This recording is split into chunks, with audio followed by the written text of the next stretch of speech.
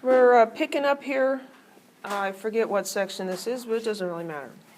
Been talking about electrons in the periodic table. The number of valence electrons is a very important concept.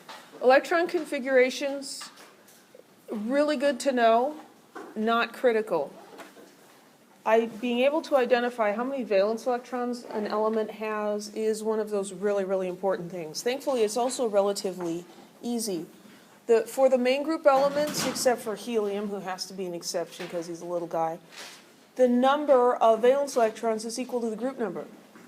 So when we use the US group numbers, 1A, 2A, 3A through 8A for the main group, the number of valence electrons is the group number.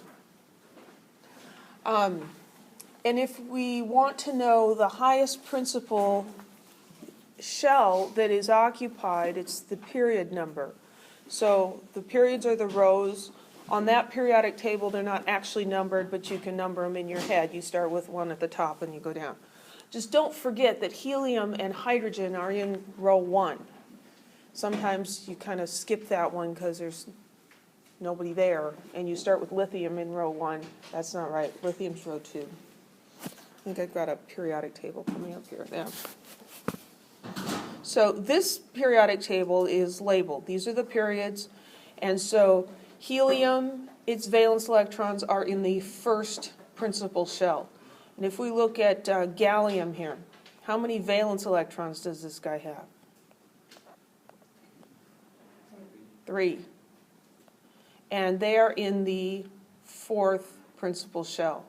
How about magnesium? How many valence electrons? 2. And they are in the third principal shell. So that information is very easy to get from the periodic table.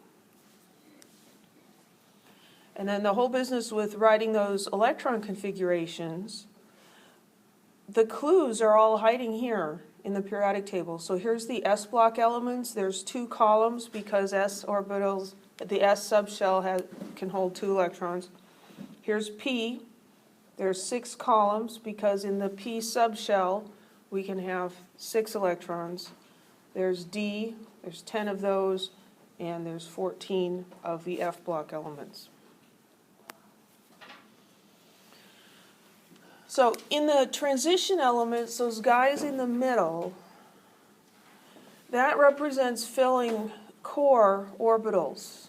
The number of valence electrons there is relatively constant. It's 2, except for a couple. So let's look at that real quick. So as we're filling, you can imagine each of these blocks is 1 electron entering the hotel and filling up. So this is 1s1. This fills 1s2, and here's 2s2 and 2p6, and it goes on like that. Here's 4s1 and 4s2, but now this is the 3D level. Remember I said I think of it as this section was originally up here, because this is the 3rd level. We would expect that 3D would be in the 3rd row, right? But it's sunk down. So we've got 4s, and then now these are filling the 3D level. The electrons in the 3D subshell are not considered valence electrons. Valence electrons are those in the highest occupied level. So in the, in the hotel, my crazy hotel, I should come up with a name for it. The valence electrons are the electrons staying on the highest floor. So there were 2 electrons that took that 4s room because it was cheaper. It's lower in energy than the 3D room, even though it's on a higher floor. It's nothing that I can really explain to your satisfaction, so we just have to say, okay, it's one of those weird things we have to remember. But these 2 electrons here are on the highest floor in the hotel. They're the valence electrons. Then we put these electrons into that D subshell, the D room on the 3rd floor. Those are not the highest occupied floor. They're not the highest occupied principal energy level, so they're not valence electrons. It's disturbing, isn't it? It hurts a little that a subshell isn't filled before a valence shell. Well, they are all subshells. The subshells are sublevels Right. of a larger level. So, But that you find a new level distinction. right, yeah, it is disturbing. And the problem is, this is not something that we created. We didn't make this up. We're observing how nature is. And so, I'll agree with you. I don't like it either. I wouldn't set it up that way. But it's how it is, and so we just have to deal with it. So when we look at all of these elements in here, what's showing on this table is the outer electron configurations. So this is what would be tacked on to the end of argon for all of these guys. If we were doing that noble gas shorthand, these are all argon plus 4s1. Vanadium is argon plus 4s2 3d3. Copper, argon plus 3s1 3d10. With two exceptions, these guys in the transition block here have 2 valence electrons, 4s2. If you look at those, is that big enough that you can even read those? This is 4s2 3d1, 4s2 3d2. The 3d electrons are not valence electrons. So we're just counting the s1s. Can you see the two exceptions to there being 2 valence electrons?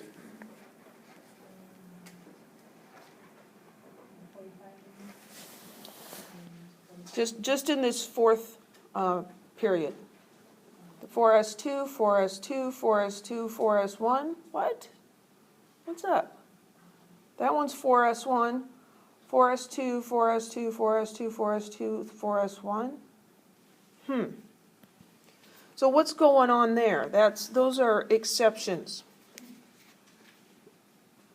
This guy and this guy. But look what happens to the D. 3d5. That's half full. There's 5 beds in the 3D room. When 5 electrons come and stay there, they each get their own bed. That's a bonus situation. And over here, 3d10, there that 3D subshell is completely full. And that's a bonus. And so what happened here, because we would expect this to be 4s2 3d9. That would follow the pattern, and then this one's completely full, 4s2 3d10. What happened here is there was a Groupon deal. There was a coupon. And so if you have one person in the 4s and you have the 3d either completely full or exactly half full, you save money. And so they do that. Actually, what it is there's an energy stabilization when you have one of those subshells either full or half full. So what do you need to know about that? You need to know that this happens and not to be disturbed when you look at chromium and copper and their odd electron configuration. Yes? Does it throw off the number for the next one? It doesn't, because the others go back to being normal. This one's normal, this one's normal. But if you look as we go down here, these guys are also exceptions. That guy's not. Why? Because. So I'm telling you about this exception. I am not going to ask you any of those elements on an exam. I'm not going to ask you to do the electron configuration for copper or chromium and try to trick you to see if you remember that exception. I'm not going to do that. I don't think that's nice. Could it be in the homework? Yeah, it might be in the homework. Deal with it. You've got the book. You could look it up, right? The homework is very important that you do it because that's where you learn. The homework, though, is only worth 10% of your overall grade. And so if you're missing half a point over something like this, that's not going to make or break you. Just suck it up, okay? Let's go back to this. So those are the two exceptions. because half-filled and completely filled d subshells are particularly stable. And then note that the principal quantum number of the d orbital being filled is equal to the row number minus 1. And so that's what we were talking about here. This is 4s. When we get to the d block, it's this period number minus 1. So this is in the fourth period, so we're filling 3d. In the fifth period, we're filling 4d.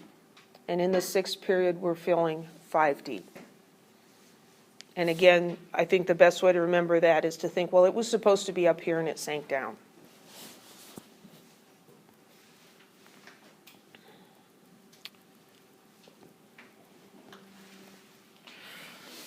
So, we need to be able to write electron configurations for elements based on the position in the periodic table. And this is what I recommend to always do. I mean, we went through the hard way, and now hopefully this will look easy in comparison.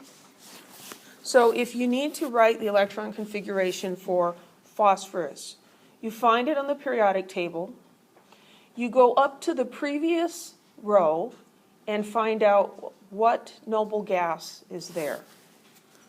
And then you write the noble gas in brackets, so that would be neon. So it's neon plus the things coming up and including phosphorus on the next row. So this is S2. So we write 3S2. And then coming over here, this is the 3p block, 1, 2, 3. 3p3. It's a little bit like playing Battleship or something. You know, you get this grid and you're putting the coordinates on. It's a little bit like that.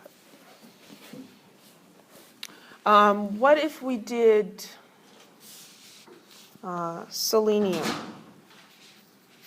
Selenium is down here.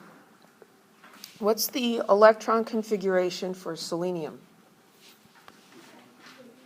Yeah, this is argon here. So the previous noble gas is argon. So we're going to write that in brackets. And then we're looking at what happens after that. We've got 4s2, and then 3d10, because all of these guys, and then this is back to 4p4.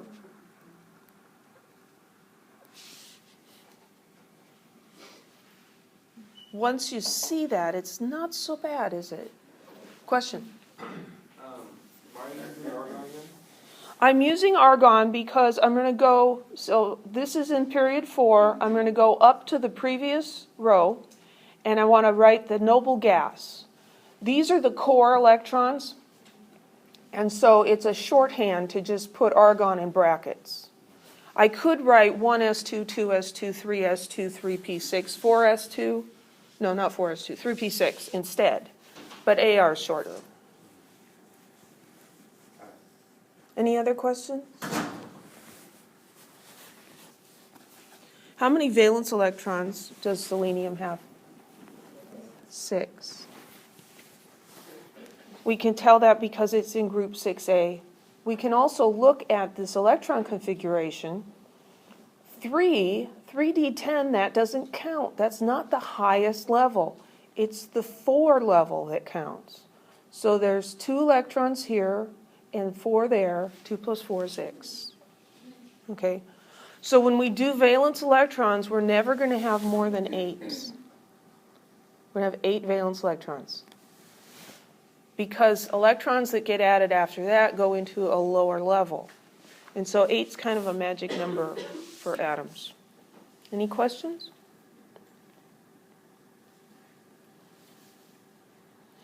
So these are kind of written out steps for you to write the electron configuration by looking at the periodic table. Represent the inner configuration with the symbol for the previous noble gas in brackets.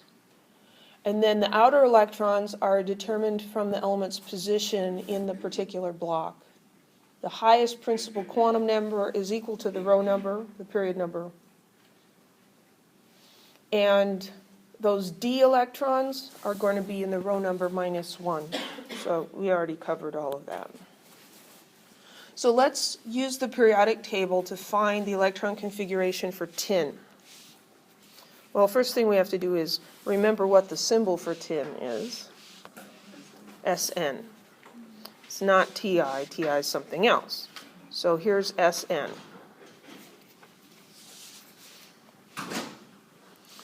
So what's the previous noble gas? Krypton. So this is krypton, and then we go to the next row. This is 5s2, and then 4d10, and then what's next? 5p2.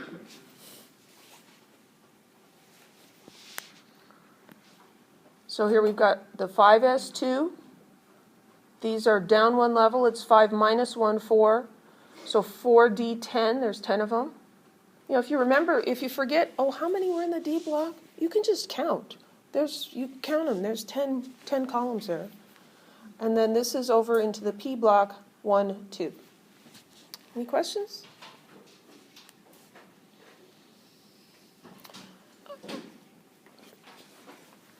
I had several people ask me about some mastering chemistry problems because what about an ion? Why does an ion have a charge? What changed? The number of electrons. If the charge is negative, it has extra electrons.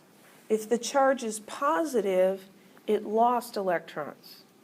So that's why a lot of people are getting the electron configuration for fluoride wrong, because you were doing fluorine. Fluorine has 9 electrons. Fluoride has 10 electrons.